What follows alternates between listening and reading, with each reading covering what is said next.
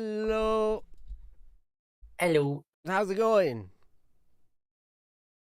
Good. You How's it look going for you? good. Oh, fantastic. Thank you. You look. Oh, you're the Yeah. best. I need to. I definitely need to shave. I've been way too lazy. What? Yeah. Dude, I have more facial hair than you. What does that say about me? I'm talking about like up here. Oh, your head. You're going to So shave much your hair. head. No, I'm kidding. Ooh, I definitely gotta shave my mustache. It's it's growing on me, but it's not growing on me. But it's It doesn't feel good why? because like when you touch You that need area of your you mouth, need a comb. like the hairs poke. Well, and I don't think that's gonna solve the problem, because like, I think I'm really sensitive here or something because, like, any touch to these I think maybe that's what it's for, it's like whiskers on a dog, like, anything they touch, they can sense they're close to something, but I'm really sensitive, so, like, anything that touches it feels like little tiny sharp objects poking into my skin, and I'm like, Yeah. "That See, well, that is what it is." Nyansai, you're probably right. They're too short. Yeah, You know, there's a they're too fine short. line though, because like it's too short and it's pokey and weird, right? But then like it gets long Mhm. and you can chew on them.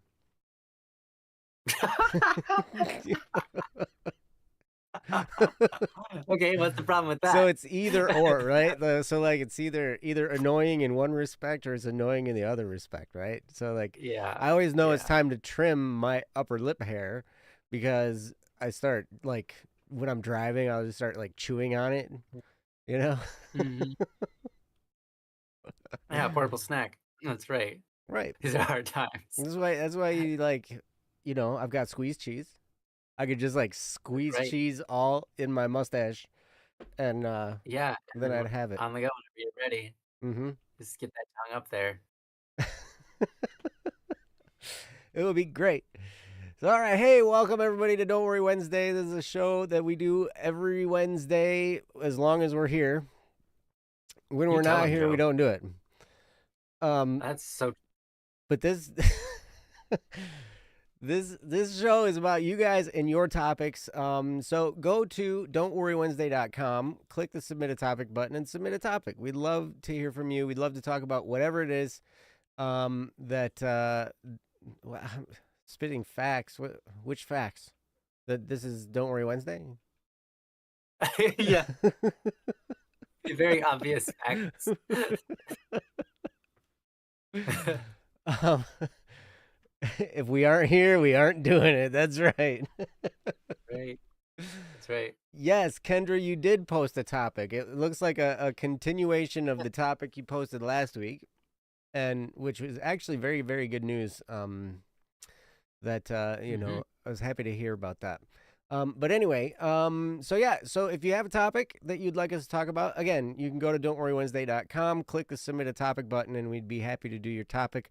We are not professional counselors, therapists, police officers, attorneys, football players, or golfers.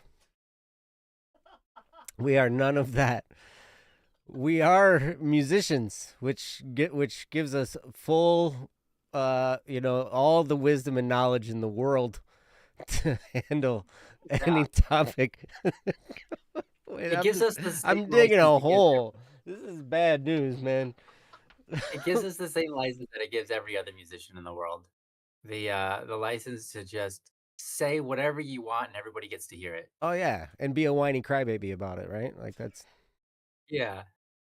Talk about how someone dumped you or how someone dumped you Oh or my how someone gosh. dumped or how What? you dumped them because they weren't good enough. Right. I mean, Christian, you're not wrong. Musicians do know emotional issues very well. I mean, you kind of tap into that in order to create, and in order to perform. Like that's my best performances are usually when I'm in like some kind of deeply emotional state, which is like it's hard because then you're like your heart and your chest and your nervous system's all like whacked out. At least mine is because like when I have these emotional moments, like my nervous system is just crazy. But now whether or not you'd listen to their advice, yes, Kishan. But at any rate, we do want to do anything we can to help you guys. We want to, address any topics. If you just want to hear, if you just want to vent, and then have us talk about it a little bit, you can totally do that. If you, have something you would just like to try and stump us on, you can't because we have Google and we will Google it. You're not afraid to Google on this channel. I'm not afraid to Google live stream and get weird results. Who cares? But you can try to stump us. But I tell you what, I don't think there's ever been a topic that we've had nothing to say about. There's been topics where we don't know a whole lot about, but we've never had nothing to say. Right. We always have plenty to say, even when we don't know anything. We got all kinds of stuff we can say.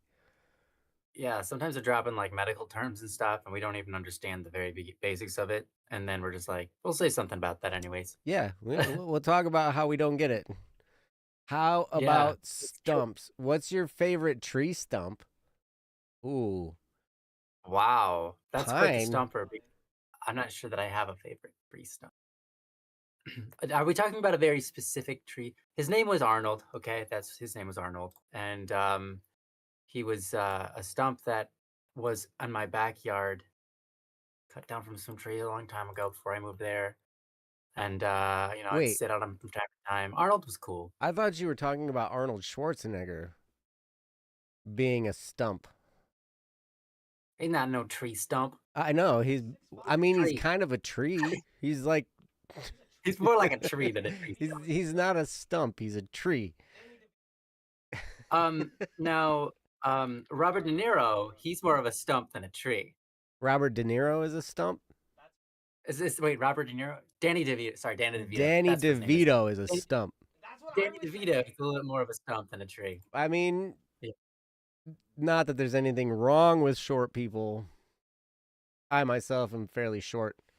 Yeah. Yes. Not that there's anything wrong with being a stump. Wait, Neonce, you thought Ryan was a cyborg? You married him. My brother said I was a cyborg. Your brother said you were a cyborg? Yeah. Oh, Arnold. No, he thought Arnold was a cyborg. Oh. That makes way more sense. Marhandi, are you asking me how tall I am?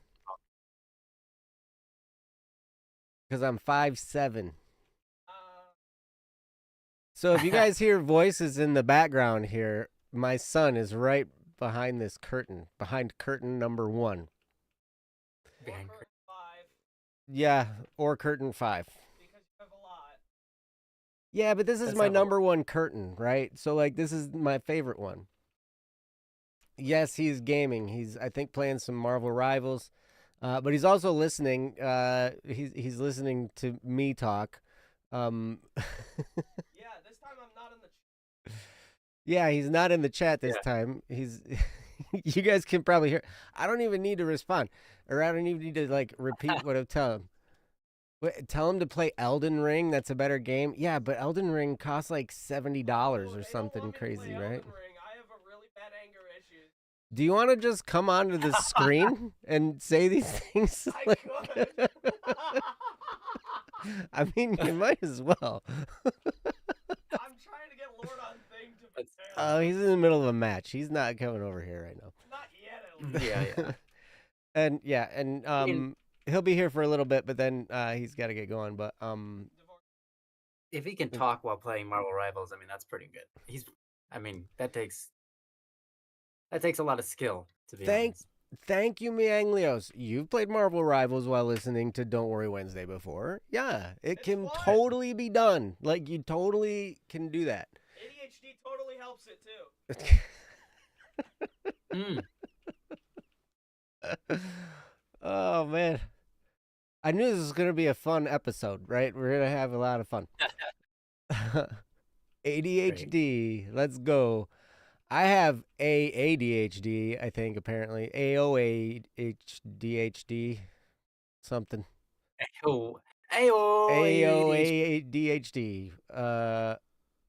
Adult onset ADHD. Oh, adult onset.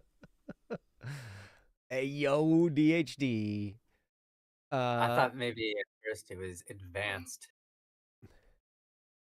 Wait, when you were a kid, your dad was pulling out the internet cable when you were playing games? Boo. Oh, no. That's awesome. Uh, Go to dad. You know how mad you would be if I did that? Yeah, very mad. You'd be so mad at me. Not all the time. When you don't. Oh.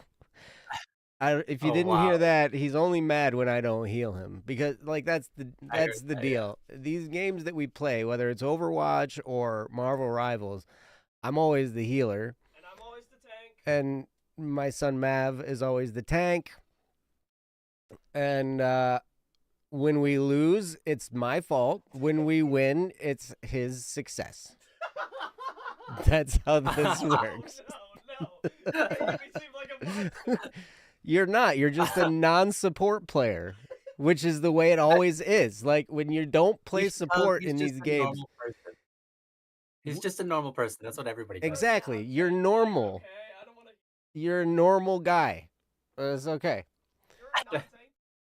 Well, and see, here's the thing. Like, it's just that way. Like when you play support, you get blamed for every loss. Mianglios, tell me. That's true, right? Mianglios, support me here. I know you're a support player. Support me here as a support. Tanks don't get any For your recognition support. at all. Like I'll block like 7 Iron Man ults and then I'll get no thanks for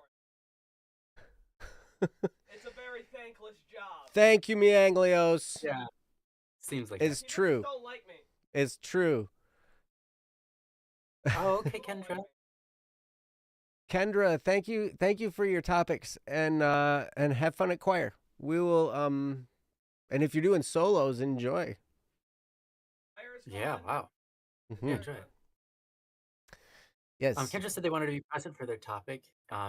So I would say that we could just put that on hold. but Kendra said it's good. you can read my topic while I'm gone. Just now in the chat, Oh, okay, cool. so we can read the topic, or we can just talk about random whatever, guys. If you guys have a topic and it's not, and you don't want to go to don'tworrywednesday.com and click the submit a topic button and say you're not a robot, and make sure you do DWW in all capital letters and all that stuff, you can totally just put it in the chat. Mhm. How heavy Thor? How heavy is Thor's hammer? 42 pounds. 42. 42 pounds. seriously, look it up. The meaning of life and everything. Yeah, 42 is the meaning, the answer to life, the universe, and everything. No, Marvel with like Mm. these cards, and it said Mjolnir is 42 pounds. 40s. Makes 0 cents. Yeah, because Uh, nobody can pick it up except for Thor and Captain America. And I think that's the magic of it. The reality is, by mass, by what it is, it only weighs And 42 vision. pounds. But by magic or by and virtue the of, umbrella hanger. yeah, whatever. Right, you have to can't- be worthy. You have to be worthy. So Mhm. the umbrella hanger is, and any like coffee table. But is Doctor Strange's cloak or cape or whatever that thing is that worthy? It can fly.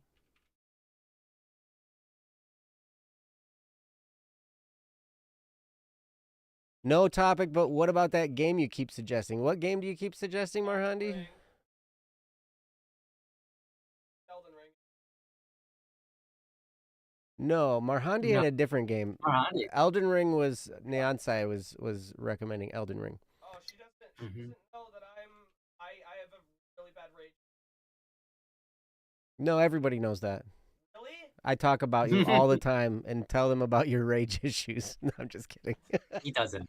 Wow. I just got thrown under the bus.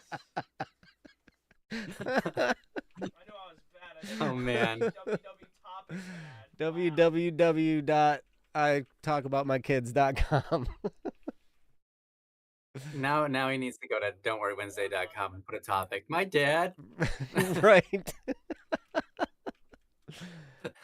There you go. if you have a complaint, Mav, go to don'tworrywednesday.com. Yeah. Click the submit a topic button. My healers don't heal me. That's a complaint for him. Please. Oh, the That's home hilarious. run derby.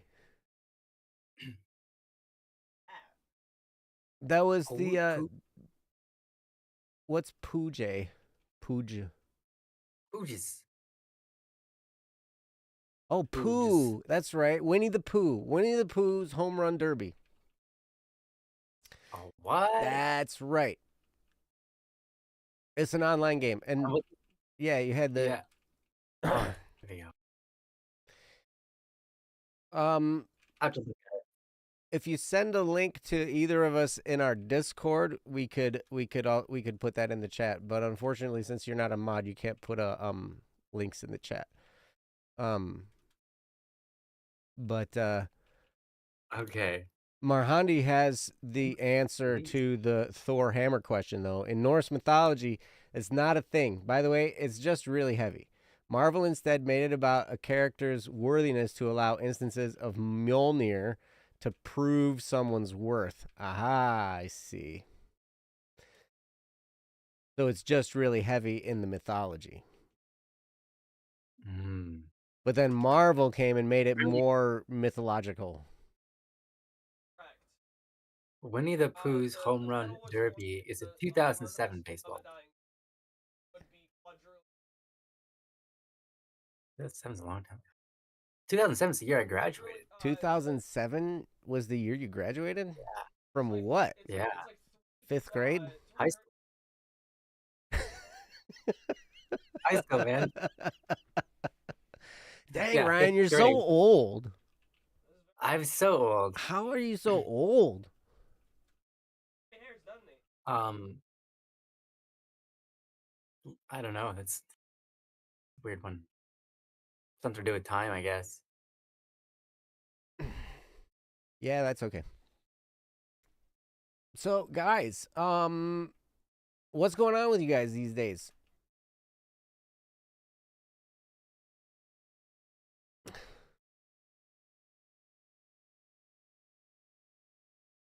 You know what, Neonsai, you are right. You know, we've all made it this far in age. We should be proud. That's true.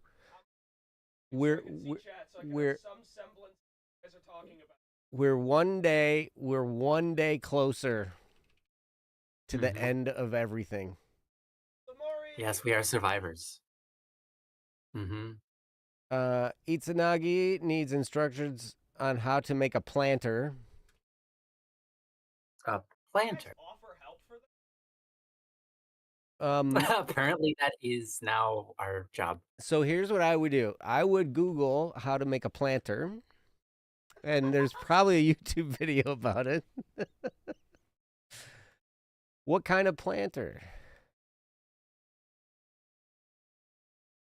We gonna YOLO it. A leaf planter. You're planting leaves? I mean, you can do that. So, like, you can just grab a styrofoam cup. You can put some dirt in there. And then you can put, like, little clones of plants in there. And then just, like, water them. Oh, my God. Oh, or maybe, Neonside, maybe you're right. You're making a planter out of leaves. Okay, so that's actually possible. You could take leaves and then... You ever done paper mache? Yeah. You basically putting newspaper in that, what do you call that? Cemented kind of stuff. Anyways, instead of putting, I don't know, it's basically like a clay mud type thing. Anyways, instead of using newspaper, you use leaves. Yes, That you would can work. totally do that. Cool. A tiny planter for perilla leaves. Oh. Here is Marhandi's link. If anybody wants to go play Winnie the Pooh Home Run Derby, go for it. Is it free? I do not know if it's free or not. It looks like it's probably free. There's probably ads. Oh, no. It's probably about as free as Fortnite. And it's definitely not free. No, you would know firsthand. Step 1, get a container. Step 2, put holes in the bottom. Step 3, Yep, where's step Not too 3? many. I need Put- step Or 3. not too put big. put in the dirt. The dirt would fall through the holes. We're not thinking, guys. Come on. The dirt doesn't go through the holes. It would. What do you mean? It would fall out. That would make a mess. It's not Come sand. on. You have to tell them it's not sand. It's different. That's not how Dirt yes, and it sand. is. Some dirt goes through the holes. You're right. But you know what you could do? You could put a little screen, like, you know, Okay. take some screen door material and put it in the bottom of your container and then put some holes in If it. you don't have, And then more of the dirt would be retained in the planter. right, and if you don't have a screen door to work with, you can go into your kitchen and pull out your mom's sifter and cut holes in out of her sifter and use that instead. Oh, that's why. That's why. You'll have to buy a new sifter though. Yeah. Let's answer the question immediately. Nice. Yep. Yes. Water until water comes out the bottom, all over the carpet. But that's why. Water, But that's why planters have a little cup or a little like tray under them, like to catch the water that comes out the holes, right? Mhm. Unless it's a hanging basket of plants hanging on a thing outside, and then the water just runs out onto the ground, and it's good. Yeah, if you have like a little little tray for it, then when you put the dirt in it, only a certain amount of dirt can actually fall out because the dirt will hit the, as long as you're not carrying the thing with the holes on the bottom, dirt really won't fall out that much. Because of the way that the friction works with another thing, a surface underneath, and then it falling through and then just kind of just getting stuck there. Mm-hmm.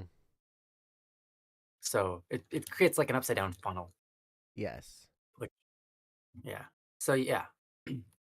And I like what you say here, Neonce. You do need nutrients if you're using dirt. Yes, you need nutrients. So In most cases.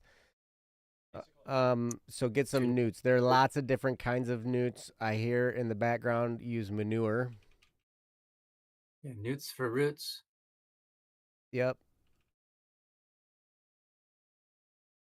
Or you can just only use newt water if you don't want to use dirt. That's true because if you're doing hydroponic growing like that, you definitely need nutrients. What's that? Definitely don't put holes in the bottom if you're doing hydroponic. Oh yeah, don't put holes in the bottom because then all the water runs out. Y'all are just making fun of me at this. We're not making fun of you. You said the dirt would fall out. Yeah, because I thought it would. Yes, you do need to keep the plant suspended. They make these cool little like balls of clay, like those. Do you know what I'm talking about? Those little clay ball yeah, we have things. Yeah, if you do hydro, that helps to keep your plant, upright in the right position. Yeah. Uh-huh. My wife uses those. They're pretty great. Mm-hmm. And you know what? They also have clay balls for cooking. Really? You get these little balls of clay, and you, like, if you've got like, let's say you're doing like a tart or just like the shell of a pie or something. You put the baking paper over top of it, and you put all these clay balls in, and it keeps it like it somehow helps. I'm not a baker. It keeps it from going out of hand, or maybe it helps cook it because they get hot. I'm not sure. They're pie weights. Yeah. Pie weights. Oh. Yeah, pie weight. They're heavy. They're ceramic. Okay. They're made of ceramic. They help keep the shape of the pie. Ceramic is a type of clay. I see. Okay. Oh, you know what the key to making a really good pie crust is? Lard. Oh yeah, that's true. Uh-huh. If you use Well, you use like what's that called? Shortening, Crisco? Crisco. Yeah, that's vegetable shortening. It works, That's but it's vegetable. not as good as It works. lard Mm-hmm. Yeah, but where do you find lard? at the store. What's it look How do like? you know that I'm free? What's it like? What kind of That assumption. what's this? What's it called in the store? Like who sells it? Who sells lard? I don't Yeah, like know. what's the Walmart. name? No, what's the name of like the title on a can of lard? I don't know. It's been a long time since I've bought lard. I don't make. I don't make. Mhm. And yes, Izanagi is correct, and so is Nyansai. Wait, I can't have like Is it pig fat or is it? I it just can't. It figured it doesn't was have. some kind of animal, like you could To. get like from cattle or. Yeah, Jimmy, you're Well, right. It comes in like butter bars or like little deli containers, like little. Yeah. oh, okay. Hmm. Yeah, it kind of Yeah. looks like butter. Well, pig tends to make the most fat of any of the animals, so I think it makes sense. Like Does it whenever really? they have deer or yeah, they put pig fat in all sorts of things. They put pig fat in your beef, they put Yeah, pig beef fat in tallow is your good. deer meat, they put pig fat for cooking. Uh-huh. Tallow is cow. Lard is pig. That Oh makes sense. yeah, and I see this stuff. They keep telling people that as you get older, put tallow on your face. What? Yeah, I haven't heard this. it's supposed to be good for your Well, skin. does it have like collagen or something in it? So okay, so like let's talk about this because Ryan, You know, the not rules making of sense. Ryan, if you're going to kill an animal, you have to eat it. You might as well. Well, you could absorb it through your But face. if That's fine by me. you kill an animal so you can wipe it on your face, Pork fat. oh, hey, we got it. We got the answer. It's pork fat. Thank you. Lard is pork fat. It's pork fat. Good job, guys. You guys win. You're welcome. My ADHD meds are gone, so you might Google random stuff. So you get to do it. That's hilarious. I love it. Full advantage of me. Are you kidding? Oh man, it's so funny. It's like an organic moisturizer, but it can worsen acne. Okay. Oh, tail is also sheep. Well, Interesting. yeah. Like oil. Well, Jimmy, in my experience, putting coconut oil on my face, as was recommended by people, caused my acne to get worse. So, um, but then again, I found out later that I'm actually allergic to palm oil and coconut.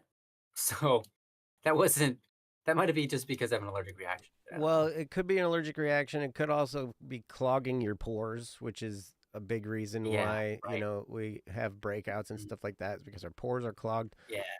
Um, so I don't know, it's So yeah, crazy. what's about this? What's the story about this tallow on your face? I don't Let's know. talk about it. I just saw different ads that came through my Oh, feed and they were like tallow, blah blah blah blah blah, and this and that, and like you get this special kind from our website, and and it's good for your face. And I'm like, interesting, it's supposed to be like anti-wrinkle or something? maybe. Hmm.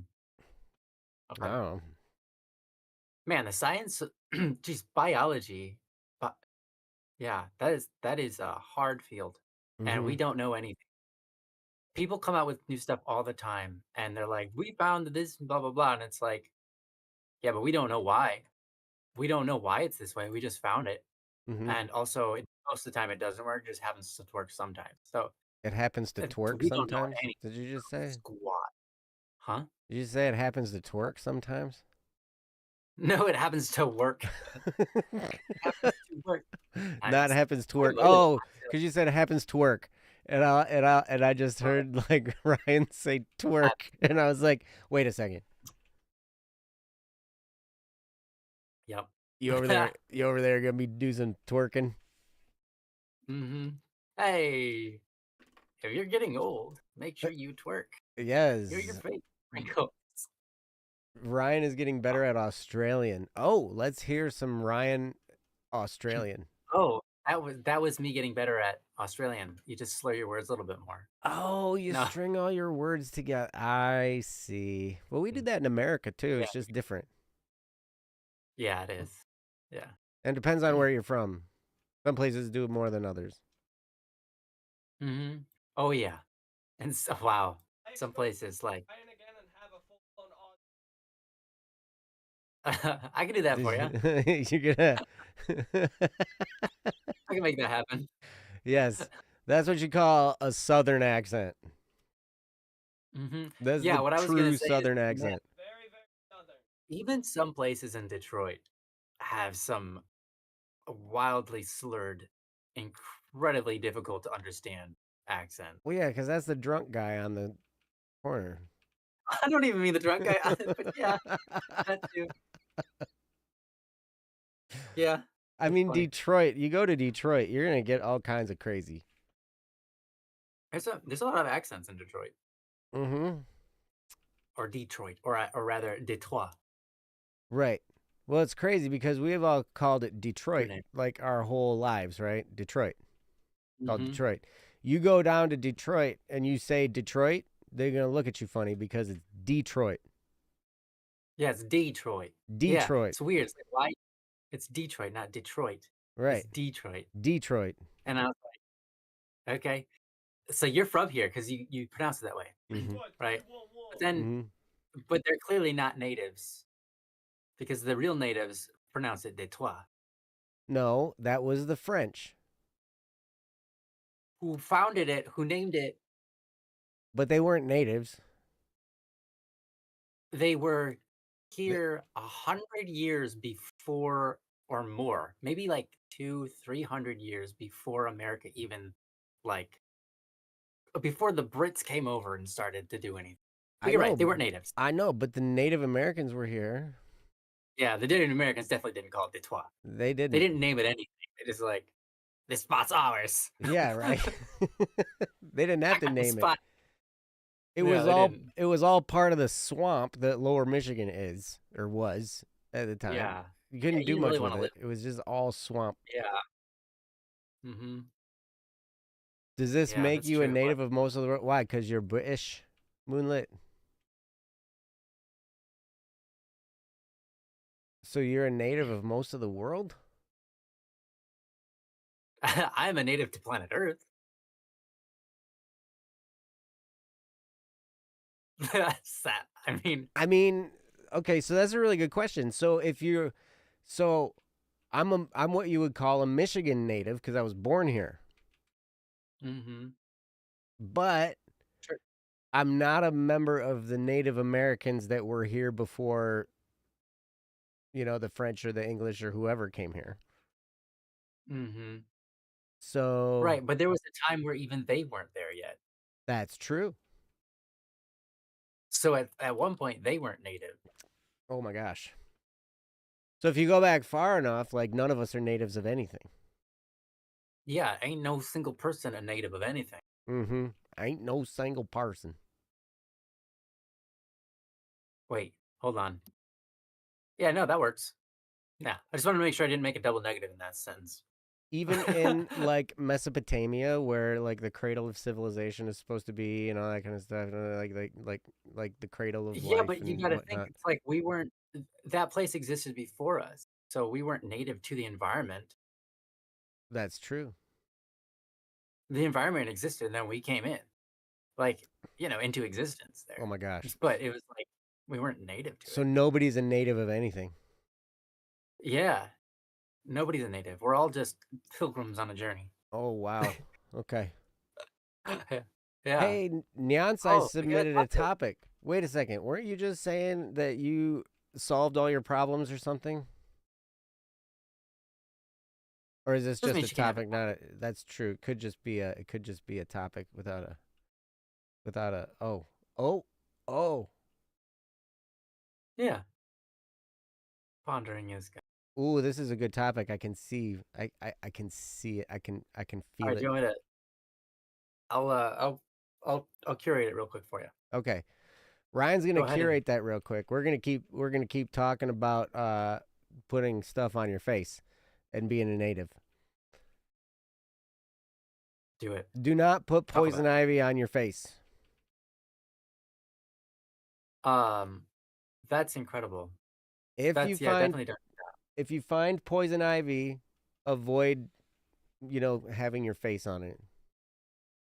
Avoid visual contact. Visual contact.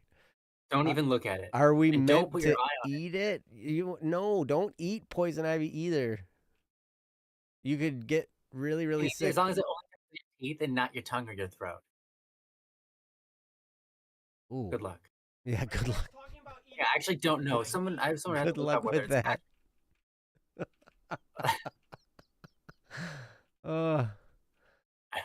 That's, you know what, Marhani, that's a very good point. Who says topics have to be problems? What if someone just wants to share something? You're absolutely right. People do that too.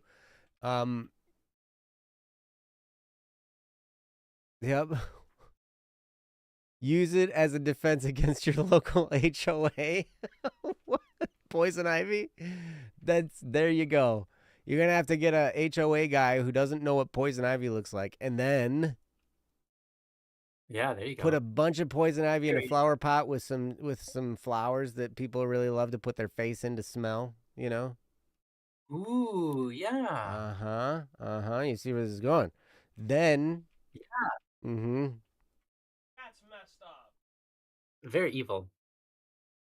Y'all are demented.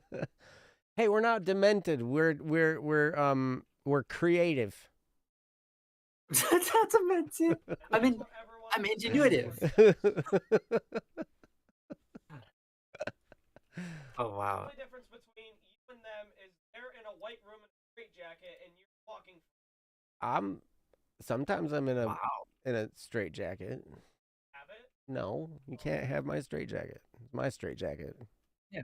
It's only when you iron it out. Yeah. Otherwise, it's not very straight. All right.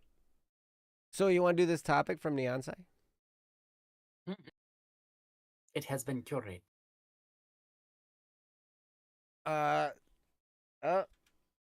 Mav, looks like your ride's here.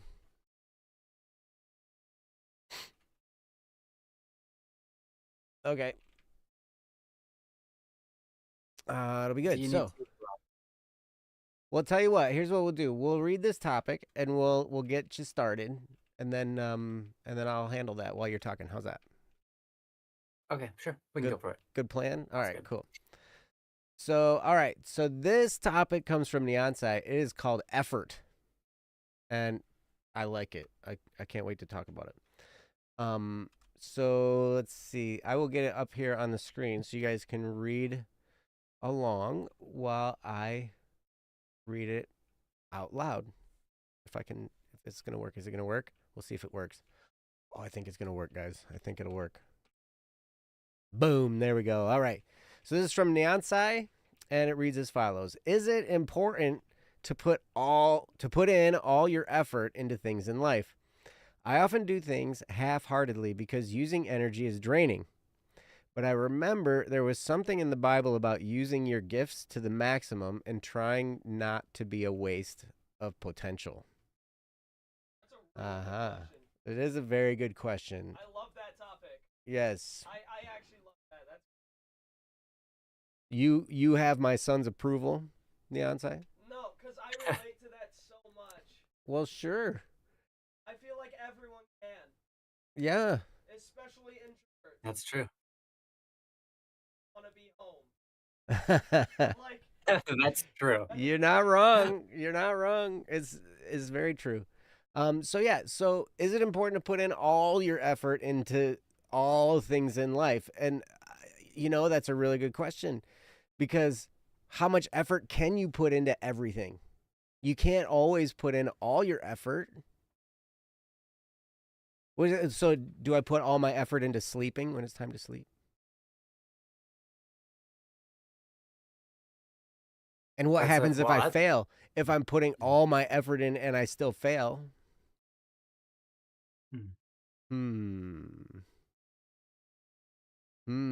But yes, we all think about this at some point. Yes, you're absolutely right. And you're right. Using energy is draining. It costs energy to use energy. It does. Mm-hmm. So, is it important to put all your effort in? I think it's probably important to choose what you're going to put your effort into. And when you do Mm. choose to, not go in half-heartedly, but to do the best you can, I think that's important. But at the same time, there has to be priorities because we all have multifaceted lives where we have lots of different things that we have to put effort into. And so it's like if I put all my effort into eating when I'm eating, then I might be exhausted for doing what I'm supposed to do after eating. Right? Mm. So anyway, yeah, this is a really good topic. I'm looking forward to talking about it and hear what Ryan has to say. I'm going to turn it over to Ryan and let him Mm. riff at you for a little bit. So, Ryan, Yeah, it's I'll give it all my yours, best. my friend. Yes, do your best. Thank you.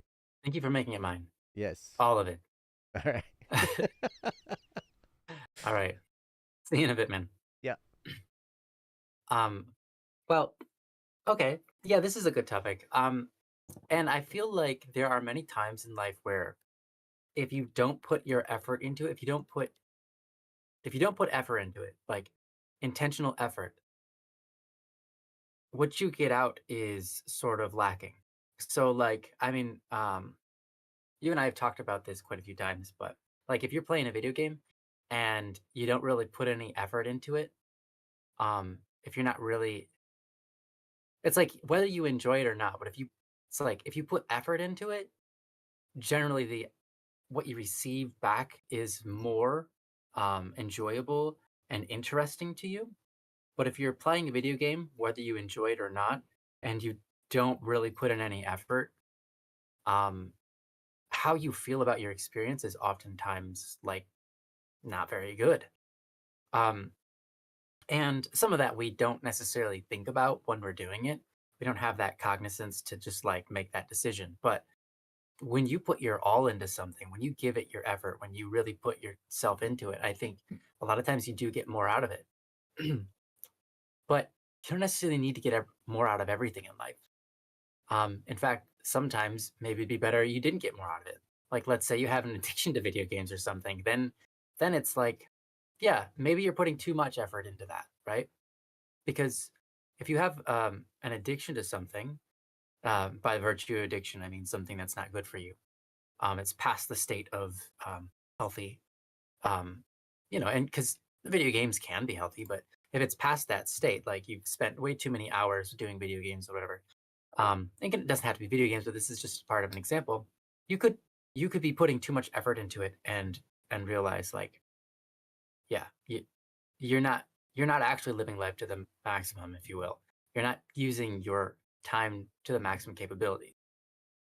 So it goes right along with this balance of trying to find how much time you should put into things, whether it be recreational and social or work oriented, etc. Um, so I think obviously if you've got that kind of under control and you give it your all for all of those things, I don't know what that looks like, to be honest, You because don't I know don't what know looks like to put all of your if effort into someone something? to put all of your effort into every single thing that you. Um, I've heard of people talk like they do, but I can't imagine it's true. But maybe that's just my personality doesn't know how to fathom that. Mm. But anyways, um, I think that my answer to this is to be directed, directed. Um, and what I mean by that is it's good to put your effort into things that have a direction and a meaning, right? Um, but not necessarily things that don't. Because you're right that you have to use your energy wisely. And I think we have a lot more energy than we give ourselves credit for. You know, you could be dead tired and be like, I'm like, I can't function, I can't do whatever. But all of a sudden put yourself in a like high crazy scenario. Suddenly you get a burst of energy, like your house catches on fire or something. Mm-hmm. You're not like, I don't have time to deal with it. I'm just gonna go to bed. You know, you're Yeah. like, no, your house is on fire. Where then all of a sudden you have all this energy coming out of nowhere, and you start reacting and moving quickly and making sure everybody gets out of the house and so on and so forth, right? Mm-hmm. So the reality is we have a lot more energy than we are willing to spend in a lot of cases. Mm. But should we spend it? And I think that's a good question. And I think the answer is nah. Um, yes, and sometimes yes, and sometimes no. And I think that again relies on direction. If it's meaningful, if it actually puts you in a forward direction or not. Mm. You know? But yeah, I'm gonna read a little bit of what's going on in chat, and that is and by the way, welcome back, Joe. Mm, thank you. Um Nancy says, I don't know if I've ever put 100% effort into anything. I'm a it's good enough kind of person, the opposite of a perfectionist. What I'm hearing is that I should put effort into figuring out where to put effort into. I Mm-hmm. don't think that's, I think there's truth in that, but I think that you could get bogged down by that too. Um, he said, but as an artist, I question if perfectionism is more important than execution. But because I don't put effort into, or put effort, I don't improve.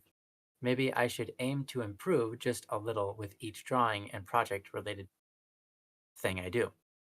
Um, yeah, that sounds like a good idea. I Mm-hmm. do notice that if I spend too much energy, I am tired the next day. Yeah, right. And so it's just like that. Yeah, I think that's all right on. I think it's kind of like, you kind of know this answer and you posted the topic probably just wanting to talk about it, which is great. Um, I think I would say yes, it's important to figure out where to put your effort or where your effort is meaningful. But I think it's what's more important is to intuit and naturally put effort into things rather than trying to calculate it out. Because if Mm. you put effort into calculation, you will wear yourself out before you've ever actually put effort into the things that you've finally calculated. Well, And then certainly. by the end of the day, um, you'll be tired and you wouldn't have done anything. And by the next time, like literally the next day happens and you do it again, right? Because your brain has been just put all your effort into calculating. Mm. And so I think instead of calculating, it's much better to what's the word? Um, it's more useful to uh, I kind of like hype yourself up and put effort in rather than concentrate on. Okay, hold on. How do I?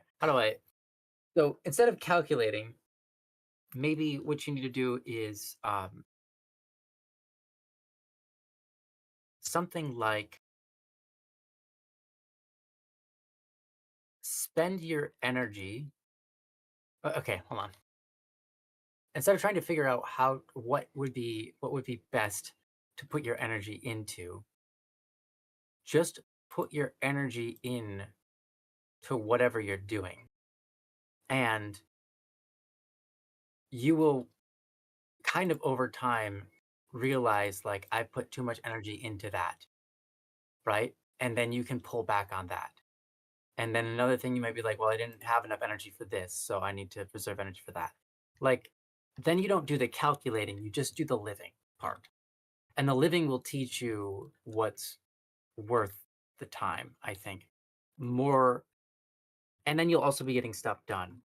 And then your brain will also attune to it in a more realistic fashion because our brain doesn't a lot of times learn from the um, like you could sit there and calculate stuff out all day long, but it doesn't actually create habits in your brain. The only habit you create is one of calculating. Mm. Instead, if you actually live the experience of putting the energy in, you get instant feedback and you actually get in the habit of doing that thing you did. And you might find out, like, okay, um, that wasn't worth putting effort into. Now I will actually retrain that habit and not put effort into it. But the ones that are getting something done are useful, then you go, okay, yeah, I'll keep that up and that will become a habit. rather than making a habit out of contemplating something that has to be contemplated every day and wastes all your energy just in contemplation. Um, but yeah, I think that's kind of what I'd have to say about it. And it's kind of like a, what's Moonlit was kind of saying this too. I think they've come to this a ratio of 80 to 60, and if it's really important, it goes to 90-95, but keep 5% for yourself. I think it's something that's like, yeah, Moonlit figured that out for themselves after putting the time and effort in and doing these things and figuring out what's kind of working for them. So I think a safe bet is put your effort in, give something your all, and by all I mean just like do it and mean it, Mm. right? Mm-hmm.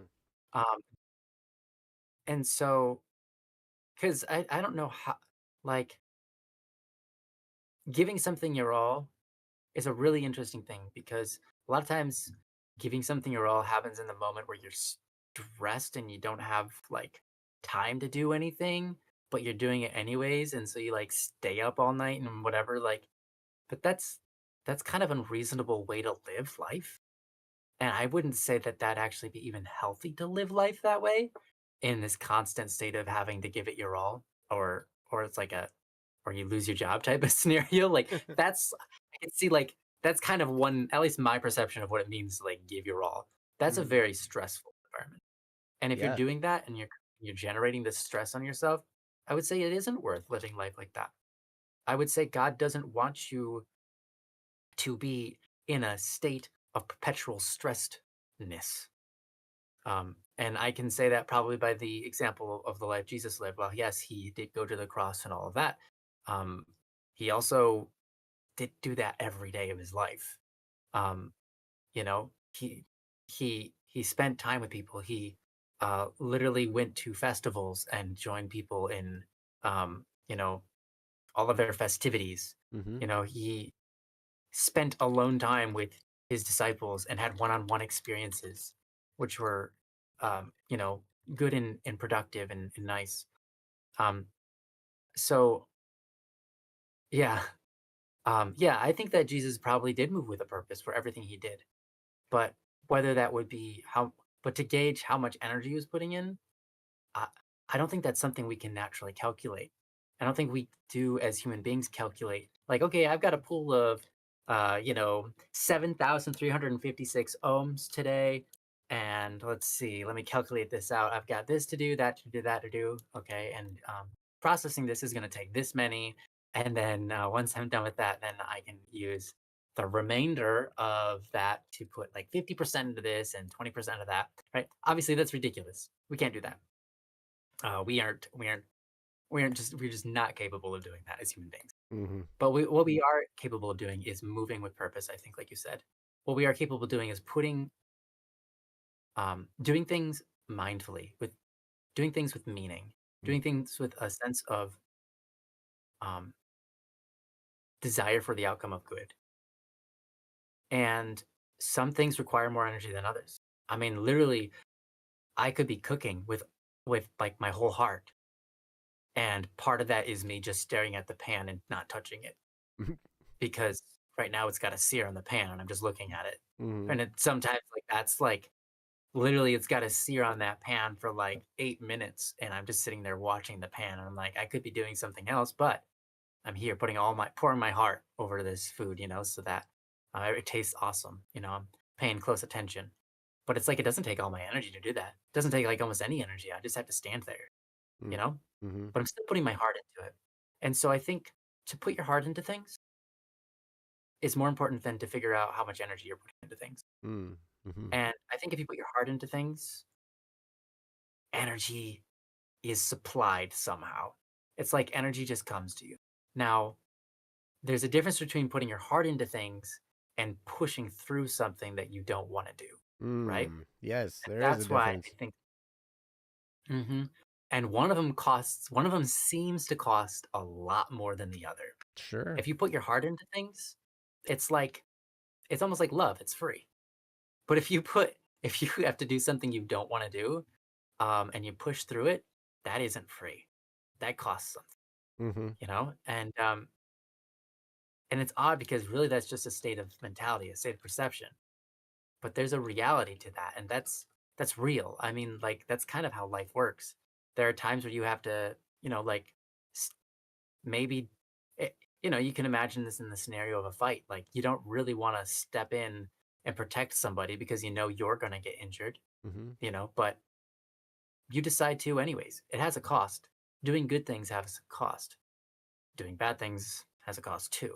Mm-hmm. But um, there's a cost to be paid, and that's good. So it's interesting. I think a part of it too is yeah, getting that perspective right and get your perspective set up so it's like there are times in my life where I'm like this this idea of doing this is draining me before I even do it. Mm. But then I think I know that that's happening right now. And then I think I just need to get in the right perspective. And then I think, okay, let's not be down and have a bad attitude. Let's just be happy to do the thing that I'm going to do because I'm going to do it anyways. So I might as well just um, think about like this is something I get to do. This is something that was good, and this is something that I should do.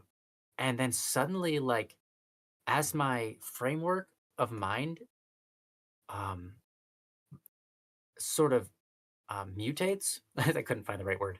Um, as my framework of mind mutates around the subject, I find that suddenly there's an energy there that I didn't have before, Mm.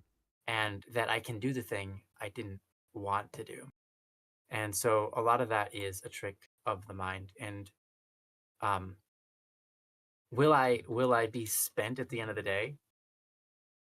Probably, but I think I'd be far like 1,000 times more spent if I kept the attitude of like I don't want to do this, Mm-hmm. right? Because if I do something I don't want to, like, I don't want to do that and I do it all day long, man, is that a draining day? And the Yeah. next day, I might be drained too. Yeah. Mm. Right. The whole next day, I'm still thinking about the thing that I had to do the day before and how draining it was and how now I'm drained today. Mm-hmm. But if I had to do the same exact things, but I did them with a sense of joy that, like just change my mind to a sense of joy about it. And then all of a sudden, maybe at the end of the day I'm drained, but it's not like the same kind of drain. Mm. It's like, wow, I'm exhausted. I had a hard day at work, that was good. I feel good about that. I'm going to bed, Mm-hmm. and you wake up, feel energized the next day, right? Mm-hmm. It's a very, very big difference there. So I think the answer to this, is it important to put all your effort into things? I think more important than worrying about um, you know, um, figuring out what to put effort into. I think it's far more important to put your heart into things. Because if you put your effort in, if you put your energy in, right, it gives it this notion of how much am I being drained, which gives you a perspective of paying attention to your pains and sufferings. Mm. And so it if you focus on your pain and suffering gets more noticeable and more painful and more Yes, it sufferable. grows for sure. It grows, right? But if you like literally everybody who's ever done anything like has been in pain, but they're like, I'm in pain, but I barely even notice right now because I'm having so much fun. Or my brain's so preoccupied with this other thing, right? We've all been there. Like Mm-hmm. literally one time, I had such a like my back, like my entire back was blown out and I couldn't like sit right anymore. It was horrible. It's like the worst pain I'd ever been in. Like I move into the wrong position and I'm stuck there and I'm like basically trying not to cry Right. and because it was so painful. And so what did we do that day? You know what we did that day? We played StarCraft because that game takes all of your brain power and you can't know you're in pain while you're playing that game. Oh my gosh, So it sure does take we all your played brain StarCraft like power. all day. Yeah. And so you know, that worked. And so similarly, I think if you're focused on like the energy drain, you're going to be energy drained and you're going to wake up the next day being energy drained. That's where your focus is on. But if you focus on putting your heart into things, if you focus on the meaning or the good that it can do, and you don't have to try to debate whether like this could do this good, but it could also do that bad. You don't have to try to solve it all. Only think about there's potential here to do good, and I see it, so I'm going to pursue it. Now, obviously, you do have to recognize that there's some circumstances, and you'll learn along the way what those are when you mess them up. Like, I tried to do good, and I really hurt that person's feelings. Now I know not to call someone fat. It's like, yeah, because people are sensitive. And you make those mistakes and you learn. And yeah, but it's like I think in the end, it's far more important to pay attention to where your heart's at and what you can do than how much energy it costs Mm-hmm. and how much effort you're putting in. Yeah. And that's, yeah, sorry, I kind of said that many times now, but I really wanted to go full circle or full spiral back into circle lots of times You're spiraling. to really kind of, yeah, nail the point in many different aspects and ways and Sure. try to get a robust sort of. So anyways, that's what I've got. And with that, now I'm excited to hear what Joe has to say. Oh boy. I would probably say something very Oh similar boy. to you. Oh boy. Oh boy. Oh boy, don't you know? Don't you know? Yeah. Mhm. Yeah, don't you know? Yeah. Um so Sorry. I'm with you.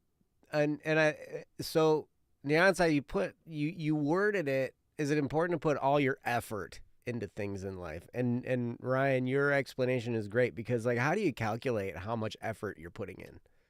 How do you calculate how much energy you're expending in a certain direction, right? Like how do you even calculate that? Because, like Ryan was talking about, sometimes depending on your attitude, depending on maybe there's all kinds of factors that can, determine how much energy you have available to put into any given thing, right? There's your emotional state, there's your mental state, there's like what your attitude is doing. There's also like what kind of food you eating, how much water are you drinking, how much sleep did you get? There's a lot of different factors that are like, okay, well, I'm putting every bit of, my energy into this, and it's basically nothing because I'm exhausted. But it's still 100% of what I got, right? Yeah, that's true. And so I think, and you're right, in the Bible it talks about using your gifts to the maximum, trying not to be a waste of potential, right? Because we've been given talents, and it's like, how do we make the best use of these things? And some of that takes a little bit of shrewdness, a little bit of speculation into your priorities. What is important to put your energy into? And sometimes you have to put your energy into things you don't like Ryan was talking about. And sometimes stuff just kind of hits you, and all of a sudden, all of your effort is going into stuff, right? Like, I can remember times when I was working and I was putting a lot of my energy and focus into work. And then all of a sudden, I get a phone call, and it's like, one of my kids is having an issue, has to go to the emergency room. And so immediately, everything shifts. And all that stuff at work that was super duper important is now no longer important. Because now the important thing is getting my kid to the hospital. Right? And so it's like, so I think a really good way to make this differentiation is, how much of your focus are you putting into things? Maybe not necessarily how much of your effort, how much of your energy, whatever, but like, okay, are you in the present? Are you living in the present?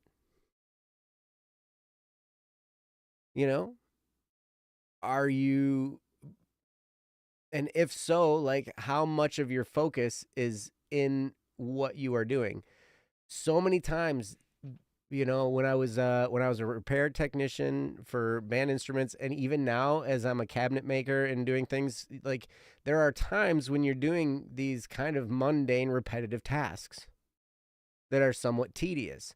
And so it's easy. You can kind of just put your body on autopilot and you're going, like I'm sanding, like there are times when you sand stuff for like 3 days, Yeah, I've been there. all day for every day for 3 days, you're sanding. I don't think you want to pour your heart out over it. Well, no, but like, so then it's like, okay, what am I doing? And you want to do a good job, right? So you're following the motions, you're doing a good job, but my mind will wander. And so then I leave the present in my mind, right? And part of that might be self-preservation, because if I just focused and thought about sanding for 3 days straight, I'd probably go insane. I mean, I'm already a little bit insane, but I'd be more insane. Right? But I don't know, it's crazy. I think part of this gets determined by, do you know your purpose? Do you have an idea of what your purpose is? Like, what are you here for? All of us were put here for a reason. All of us were put here for some kind of a cause. And we don't necessarily know what it is fully ever. But it's like this archaeology project where we're digging for it in ourselves. We're digging for our purpose, and we're getting kind of close. And it's like, okay, my purpose entails doing this. My purpose is also doing this, right? And it's usually multifaceted, especially as you get older. My purpose was being a musician. And for the longest time, ever since I was a kid, I knew being a musician was part of my purpose, a big part, right? And it has come to fruition, to some degree, where it's like, okay, yes, this is a big part of my purpose. But then also I got married. And so that becomes a part of my purpose, to be a husband, right? Now, part of my purpose is being an ex-husband, but my purpose in life is no. However, I have children. And so part of my purpose is to be a father and to do the best I can at being a father. Part of my purpose is being a Catholic and in some ways whipping Catholics into shape that don't understand their own theology. Happens. You know what I mean? Mm-hmm. So our purpose is usually multifaceted. My brother's done that a lot. What's that? My brother does that a lot. Does what? Whipping Catholics into shape who don't know their own. Oh, yeah. Yeah, theology. He can be good at that. It's interesting talking to your brother, though, because he's very, very logical, right? Mm. But I'm very proud of him because he and I have had some pretty strong discussions. Some might call them arguments. Sure. And one of the things that I remember having an argument with him where we didn't talk for like a whole day because like we had this discussion first thing in the morning. Oh, okay. And then we ended up mad, or at least I did. And, instead we didn't talk for like the whole rest of the day, right? But we were still working. And like, so, but I'm proud of him because for the long time, he's so logical that he would disregard the emotional cost of things. Right? Mm-hmm. And say, well, that's just stupid. Right? And he's not necessarily wrong in that regard. Like sometimes to go full emotional and not and disregard all logic and being rational, there's a mistake involved there. Right? Like if we just let our emotions go and follow those, holy cow, we can make a huge mess without thinking rationally. But the same is the other way. If all we do is think logic and rational and then disregard the emotional fallout that can happen because of an event, then we can we can cause some real damage, right? Brother doesn't know the human.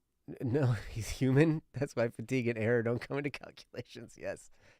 And Jimmy, I love it. Be epic. Yes, be epic. Yeah. I like that. You can. In whatever it is that you're trying to do, whatever it is that you're doing, do it. And I would say this. Figure out where you are at the present moment. You know, what am I doing right here? Right now. What am I doing? I'm making coffee. Okay, I'm making coffee. I'm going to be epic. I'm going to make the most epic pot of coffee. You can do that. And sometimes it's like, oh, I got to make some coffee, and so you just, you do it while you kind of do it on autopilot, and you're thinking about all kinds of other stuff and whatnot, right? It's kind of tough with I lost my train of thought. Oh, when you have ADHD, perfect example. It can be kind of hard. Wait, no, Static has the first. How are you number one? I am so confused. All you gotta do, you guys got this.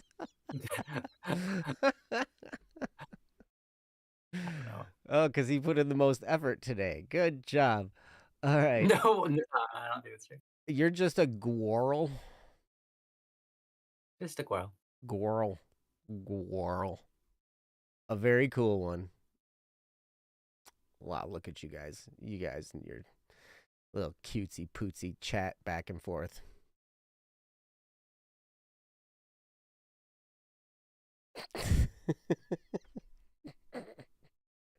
I love it. Anyway, so I think a good question is not about how much effort, but how much focus. How much focus and how much of yourself are you bringing to the present that you're in right now? Because you're going to feel a lot better, I find, when you live in the present.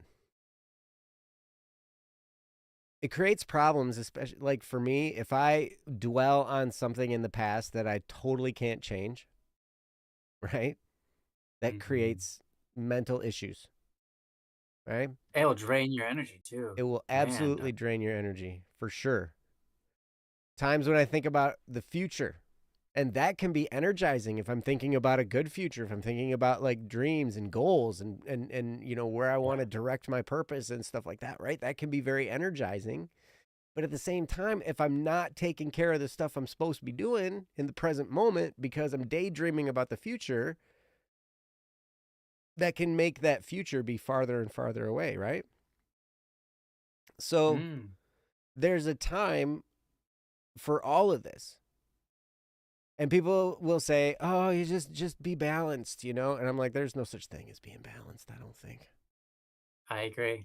It's an illusion. I think balance is, like, oh, you need balance and this and that. And I think that, yes, there should be some balance, but more so than that, I think priority is more of a key than trying to be balanced. Right? Mm-hmm. So if you can figure out your purpose, if you can figure out the different facets, okay, what's important in my life? You have kids, your kids should definitely be ranked right up there. That's a very important role. At least I think so. And doing what you can to be effective as a parent is important to me. Yeah, I agree. And what are you doing for your profession? What are you doing? Because like sometimes you have a job that isn't what you want to be doing, but you got to do it anyway to get money to pay your bills and do all this stuff, right? So like these all play a role. It's still what? I was gonna say it still supplies something for other people. It still is something that does interacts with other human beings who are important. So it's still important, even if you don't like doing your job. Yep. Your purpose is the easy part. It's decision that is difficult for you. Aha. Yes, that's true. I have struggled so much with trying to decide, okay, what's the important thing to do next? We struggle with that on the project we're working on right now, the construction project. We'll go get onto the job site and we'll be looking around and it's like, okay, we've got like 1,000 things to do. And it's like, what are we going to do next? Like I worked at our cabinet shop today, and it's like, okay, there's like a million things to do there, and it's like, what am I gonna do next? You know, like, so then you try and decide, okay, what's the most important? What's gonna move us forward the best right now? You know, and so some of that is some calculating and trying to figure out all that stuff. But then once you're there, if you overthink it, you can waste time and you can drain your energy. So I try not to spend a long time in that decision-making phase, because you can create what they call analysis paralysis, where you're paralyzed by analyzing things, right? You're just paralyzed by thinking through it and thinking through it and thinking through it and thinking through it and stopping and second-guessing yourself and third-guessing yourself and fourth-guessing yourself and going through all that. And it can be really, really tough. But then, so at some point, you make a decision. And so maybe you're the type of person like me who takes a long time to make a decision. So then when you become conscious of that, it's not time to beat yourself up, but it's time to be like, okay, I recognize that this is how I tend to be. So I'm going to try and come to these decisions faster. And you can make conscious efforts to try and improve in these areas. Right? And then that can help things move a lot more smoothly. Okay. Well, on the onside, I'm glad you're getting better at it recently. That's awesome. Because, you know, that's really, in my mind, I have struggled so much with perfectionism that it's hard to, you know, it's hard to, first of all, it's hard to not beat myself up, because I do that really, really well. I've been doing that for a long time. And I'm good at it. So what I have to recognize, though, is that, okay, this perfection is not really attainable. However, I can be better than I was yesterday, or than I was last time I tried this. Let's see if I can do this better than last time. And if we're on that constant improvement track, or at least attempting to improve, and we're consciously thinking about that, I think that's a really, really good track to be on. And we all can do that. We all can get better and better at stuff. You know?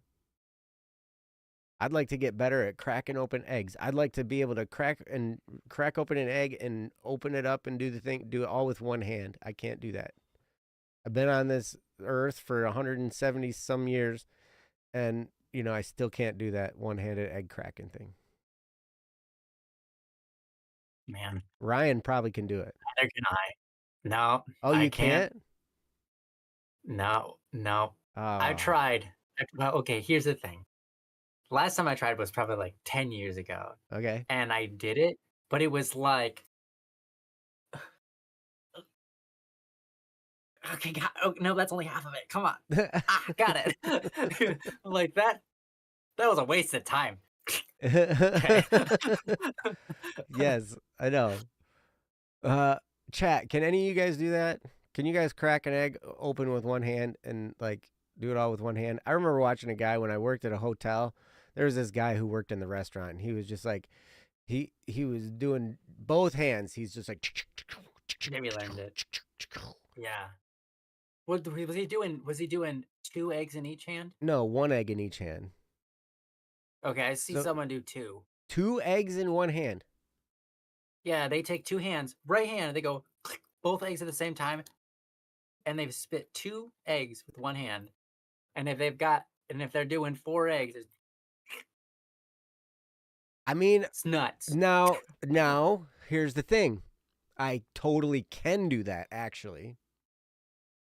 Oh. But it looks like something like this. It's like crack the egg, put it in the thing, and then dig out the shell out of the bowl. Dig out the shell, yeah. Now you've spent like 15 minutes getting the shells out. Right, exactly. That's kind of how that works. apparently salmonella comes from the outs when the eggs touch the outside of the shell. Really? Yeah, and I didn't know that. I didn't know that So if you either. get eggshells, if you get eggshells in your food, then you have to cook them. But if you don't get the eggshells into your food, you don't have to cook your eggs. Hmm. I mean, literally, like eggnog, custard, and a lot of other things. There are versions where you don't cook the eggs, Mm-hmm. and we've been doing it for years, and we don't get salmonella. I didn't know that. My wife recently told me it's just the outside of the eggs. It's just the shell, huh? That's interesting. Yeah, when you break the shell, it exposes the inside to the bacteria that's on the Mm-hmm. outside. You're absolutely right. Mm-hmm. Which makes complete sense. Now, Wix, I like your way of doing things. Don't use either of your hands to break the egg. Just use someone else's hands. The brilliant. I love the idea of like you see someone else grab someone else's hand. Yes, and then And then, go wash your hands because I hate doing that because I always get a little bit of egg on my hand and I have to go wash it immediately, well, yeah. So yeah, use someone else's hands. I like that. Isn't that very interesting? Like, so I don't wash my hands after I touch the outside of an egg, the part with the salmonella. I wash my You hands have after my after I error. get I need the to wash my hands. It's Touch always the after I egg. get the inside of the egg on my hand. That's when I'm like always like trying to wash my hands, right? Yeah. Huh. But to be honest, I wash my hands like after I touch everything in the kitchen. Like like I touch a carrot, I'm like, okay, I gotta wash my hands. Like, oh, the Mm. carrot got something on me. Like and it's just like I don't know, I grew up with like this weird germaphobe sort of I'm not even a germaphobe anymore. It's just like this thing like I have to wash my hands if I've touched something while cooking. Mm. It doesn't Mhm. have to be gross, but I don't know why. But I do. Well, I guess it's good. Keeps things clean. yeah. It's not bad to have Mm. clean hands. Yeah. It's too much of a Yeah. mess. Do you make a big mess in the kitchen, the outside? Does she make a big mess? There are messy cookers and there are clean cookers. I think my wife errs more on the side of like, a little bit more messy, but not as messy as can be. Jesse's wife, amazing cook. She's great. I love everything she's ever made. She makes an amazing banana bread and an amazing Alfredo. It's so good. But she is probably on the higher end messy cooks I've Ah, yes. Okay. seen. Yeah, see, you just wipe everything down after And you're she done. admits it. Perfect. She's just like, yeah. Yeah, that's right. So if you make a mess, it's okay. You just got to clean it up. See, Oh, yeah. No problem. I have to try and convince myself of that because my goal is always to not make any kind of mess whatsoever. For some See, Joe, you reason, and I I had this like drilled into my head that it was wrong to make any kind of mess in the kitchen. It's like, Mhm. and now I realized that it's like, okay, if I make a mess, I just clean it up. Yeah, I guess. It's funny. I watch all these chefs, and they're, like, doing stuff, and I'm, like, looking at them, and I'm like, there's, like, probably, like, 30, 40, 50 grains of rice left in that bowl that you didn't scoop into the pan, Mm-hmm. you know? Like, there's stuff in there. Why Mm-hmm. didn't you get it all out? I'm sitting here, like, every time I cook, I have to fight this in myself. I will scrape out every single tiny morsel. If there's sauce like caked on the pan that Mm-hmm. I'm like, okay, no, they didn't get it all. Nope, I'll just sit here doing this for like minutes and minutes, trying to get every single bit of sauce off of that pan Mm-hmm. into the bowl. Mm-hmm. It's like no one, any top chef I've ever seen doesn't do that. They just like, you ain't got time for that. No, throw the pan into the sink. Well, because they're I'm like, cooking oh, for customers, right? yeah, I know. And they're trying to Yeah. get the food out to them. And if you spend like a Mm. whole bunch of time being all like anal about that, Mhm. then yeah, you're gonna Yeah. it's gonna take longer, right? But yeah, it was a crazy thing because it would always be it was always such a problem for me to make some kind of mess, even if it was a tiny little mess. If I dropped one little thing, like I think I mentioned before about the macaroni and cheese issue. Yeah. Yeah. If I I ever feel the drop same like way. one noodle of mac and cheese, which I do every single time I make mac and cheese, every time I drop at least one noodle on the stove or the counter or whatever, right? And I would get so mad at myself. And I'm like, wait a second, why am I mad at myself? If I make a mess, I just cleaned up. So then I started just like throwing noodles on the counter on purpose. On purpose, so you can train yourself that it's okay. Yeah. Exactly. I like that. I like that approach. Ryan is just a clean person. I literally can't understand how. Nyansai, you've met his mother. That's true. That's true. She is a very good that is housekeeper. true. Very, very good housekeeper. Yeah. I grew up, I had I would have I'm not even joking. I have 2 toys out on my bedroom floor. My mom would walk into the room and she'd say, "It's a pigsty in here." And I feel like, take the 2 toys and put them where they go. And my mom's like, "That's pretty good. Yeah, thanks."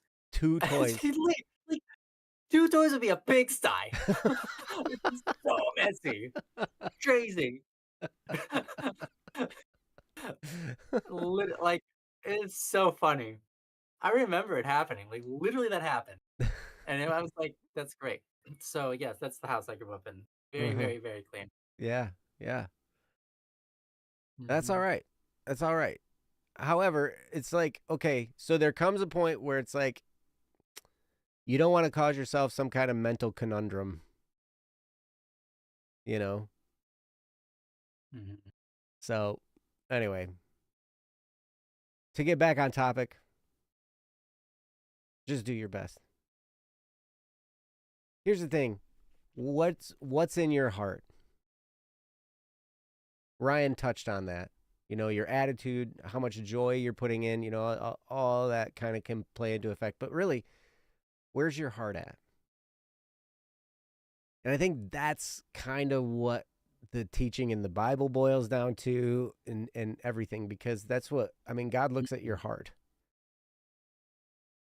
And so if you feel like some kind of part of your purpose is something and you put in like a half-hearted effort, then again, it's not time to beat yourself up. It's just time to examine that and be like, okay, how can I put more of my heart into this? I agree with that. But then We all need discern where your heart needs to be. Because sometimes our hearts run in a direction that's not healthy. be very misguided. And so it's good to discern, okay, this is a place for my heart that it needs to go in this direction. So that's probably the question I would ask. Where's your heart? And go from there. And that's it. Yeah. That's You good. got anything else, Ryan? No, I think that I think I got everything out I can think of. You can't read your own emotions. I think you can read them, but maybe not all of them, or your intentions. Well, no, we can read your intentions pretty good. Interesting. I mean, I've been deceived by emotions. Oh, you don't know how much value to assign to them. Yeah, I understand that. Although, you know what? I'm Yeah, also no, that makes sense. I'm biologically male too, so probably I don't have the same emotional capacity as you. Or maybe I do. I don't even know if that has to do with being a man, but Or do I? I know some pretty emotional, and not in a bad way. Just they're really strong, emotional people, emotionally charged. You know, that are men. Yeah. Oh, Nyansai, you're absolutely right. Nyansai says, I don't want to have 100% logic or 100% emotion. Exactly. Because you have to temper both of them with the other, right? Yeah. You temper your emotions with logic and you soften your logic with emotions, I think. Interesting. Yeah. You used to be too logical, it really messed you up. Yep. And then it was 100% emotional, that messed you up. Now you're like, I don't know. I don't trust either. I'll just Either kind can of, be trusted. I'm going to exist now for now, and it's going to be great. Yeah. Yeah. Yeah, maybe that is kind of how it goes. Like that, I don't trust either, so I don't know how to do anything. But here we are. Oh my It gosh. can be the case. Mm-hmm. You don't Yeah. like that either? Yeah, that's not good. All right. Well, get off your That sounds like butt and do something more than just exist.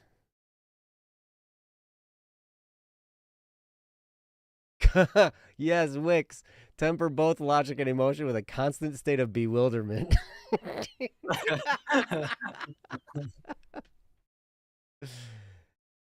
that's pretty funny.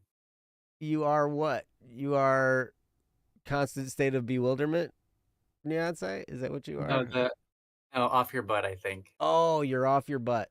All right. Well, good. Yeah. She's doing stuff. She's not being lazy. She's doing stuff. Yeah. She actually she's been getting more and more consistent at doing all the things that she's been struggling with over the past year and so on. So yeah, she's definitely moving forward. But also, yeah, moving forward. Yeah. Yeah, that's okay. Me too. I'm consistently bewildered. Hey, That's amazing. if you're not bewildered, you're not paying attention. Oh wow, that's a statement. And there's a lot. Life There's kind a of be like that, Life, lot. it's crazy. It can get crazy for sure. But all right. Well, thank you for this topic. We've got a little bit of time left. I would like to. Another topic. We got another topic. Yeah, but what do you want to do? It's fine. Oh, I was thinking we could do Kendra's, but if we have another one, we got another new one. No, don't worry about the other one. Yeah, it's in, but we can do Kendra's. Okay. Because this is kind of like a follow-up from last week, from Kendra's. So I think this would be really good to cover. So Kendra, I know you're at choir, and if you're listening to this now, it's after the show, but you gave us permission and actually told us to do it after you went to choir. So we're just following your instructions. But all right. So this topic is called Not Dead. And I will put it up on the screen so you guys can read along with me. Here we go. It says, "Hello, everyone. Last week I told you all about my friend Birdie died. I told you all about how my friend Birdie died. I want to apologize to everyone because, well, apparently he is alive. Someone he knows hacked into all his accounts and told us he was dead. I am so mad. I am mad at the person who told us he was dead and he wasn't. I am relieved that he is alive, but I am also mad that he didn't respond to us sooner. All I can ask is why? Why would somebody do something so cruel? I hate how this person played with our emotions, but I forgive them as I need to let them go for my sake. After all of that, I am just grateful and happy that he is alive. Talked with my friends this morning, and now we are really planning on meeting up as soon as possible when everyone has the money to do so. God bless, Kendra." And yes, hooray. Awesome. That I'm really glad. And Kendra actually DM'd me on Discord to tell me about that, and I was like, I was so relieved, but I also was mad. I was like, that's such a dumb, mean thing to do, to try and do something like that. And you just not. Yeah. It's ridiculous. So Yeah, you're right, Neon. Usually people who hack accounts want to get money out of people. That's true. But then some people just hack just for the heck of it, right? Yeah, some people hack because they want to prove that they're smart, but Yeah. then others want to just mess with people and hurt them. Just Mm-hmm. yeah. Yep. What's the word? Whatever. Yeah. Yeah, so why would someone want to do something so cruel? I don't really know. August, you forgot today was Wednesday. What is time? Time is 9:45.